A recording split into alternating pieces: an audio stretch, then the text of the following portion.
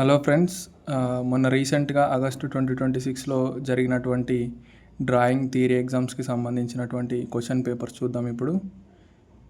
ఇప్పుడు ఇది educational psychology and school administration first paper ఏదైతే ఉందో దానికి సంబంధించినటువంటి క్వశ్చన్ పేపర్. సో ఇది మొత్తం 2 గంటలు ఉంటుంది ఎగ్జామ్. సో 50 మార్కులు మొత్తం దీనికి. సో ఎవరైతే అంటే వాళ్ళ ట్రైనింగ్ ఫినిష్ చేస్తారో వాళ్ళు ఎగ్జామ్ రాసుకోవచ్చు, అంటే లోయర్ అయిపోయిన తర్వాత. సో ట్రైనింగ్ కాని వాళ్ళు కూడా రాయొచ్చు దీన్ని.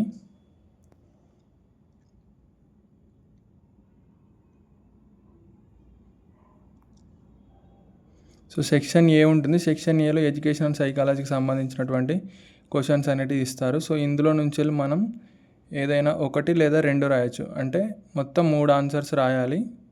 మూడిట్లో అంటే ఎడ్యుకేషనల్ సైకాలజీకి సంబంధించి ఇందులో నుంచి ఖచ్చితంగా 1 రాయాలి. దాని తర్వాత అదేవిధంగా మనకు స్కూల్ అడ్మినిస్ట్రేషన్ సెక్షన్ బిలో ఇచ్చారు. సో ఇందులో నుంచి ఏదైనా ఒక క్వశ్చన్ అనేది మనం రాయాల్సి ఉంటుంది. సో మొత్తం 3 క్వశ్చన్స్ రాయాలి. సో మనం ఎడ్యుకేషనల్ సైకాలజీలో 2 రాస్తే స్కూల్ అడ్మినిస్ట్రేషన్లో 1 రాయొచ్చు. అదేవిధంగా స్కూల్ అడ్మినిస్ట్రేషన్స్లో 2 రాస్తే ఎడ్యుకేషనల్ సైకాలజీకి సంబంధించి ఒక క్వశ్చన్ అనేది రాయొచ్చు అన్నట్టు. సో ఇది స్కూల్ అడ్మినిస్ట్రేషన్కి సంబంధించినటువంటి క్వశ్చన్స్. ఇందులో 5 క్వశ్చన్స్ ఇచ్చారు. అదేవిధంగా ఎడ్యుకేషనల్ సైకాలజీకి సంబంధించి ఇందులో కూడా 5 క్వశ్చన్స్ ఇచ్చారు.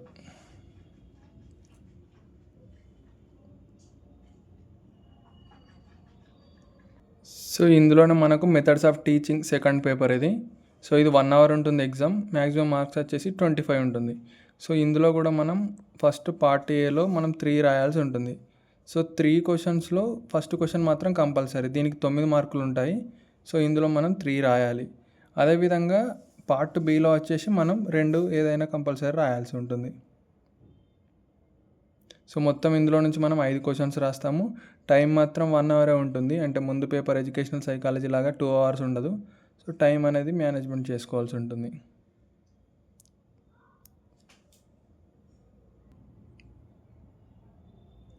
మనకు పేపర్ 3 అనేది మెథడ్స్ ఆఫ్ టీచింగ్ అనేది స్పెషల్.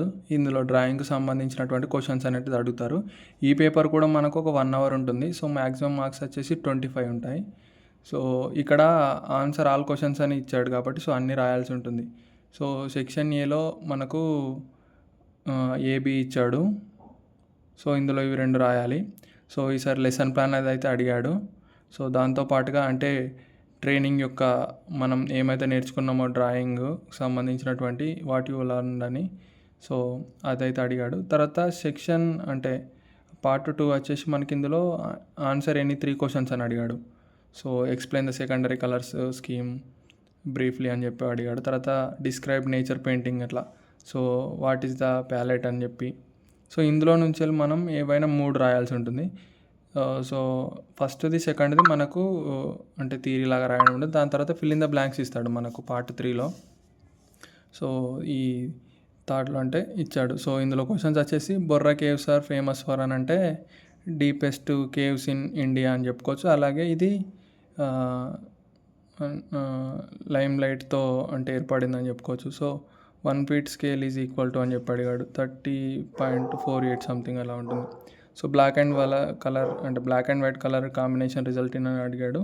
సో ఇది వచ్చేసి గ్రే కలర్.